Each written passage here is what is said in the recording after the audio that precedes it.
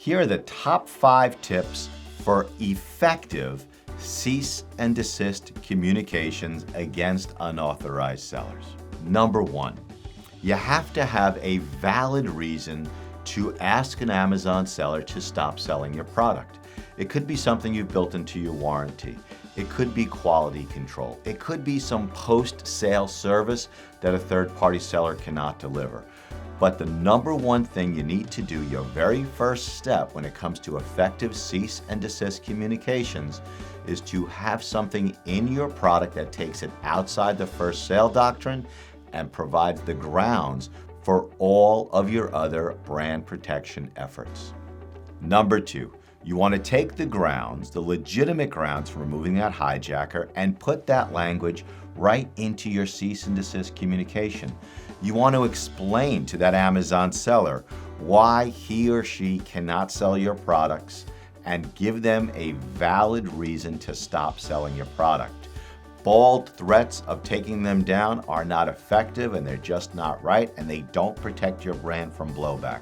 So step number 2 is to provide that legitimate reason to the Amazon seller within your cease and desist communication. Step number 3, do not simply threaten the Amazon seller.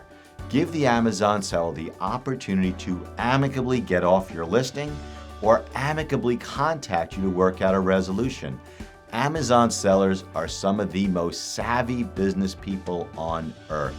When you give them the opportunity to amicably resolve issues with you, they will often get off your listing voluntarily or contact you to negotiate a resolution that is good for your brand. Number 4, every single cease and desist communication should have a very firm deadline as to when that seller must either stop selling your product or be in communication with you. Stick to your deadline, set a schedule, and follow through. Amazon sellers also share information like you would not believe. So if you're setting deadlines and not following up, you're going to take the wind out of your own sails. So tip number 4, set a firm deadline and then follow through. Tip number 5, only make legitimate complaints. Your grounds for taking your products outside the first sale doctrine is the entire ball of wax. It is the entire ball game. So you have to make sure that your cease and desist communication and any complaints you might make are solely 100% well-grounded and fully legitimate. Do not make false counterfeit complaints. It's bad for your brand. It opens you up to liability. It opens you up to litigation. It also opens the brand up to blowback. So only make legitimate complaints.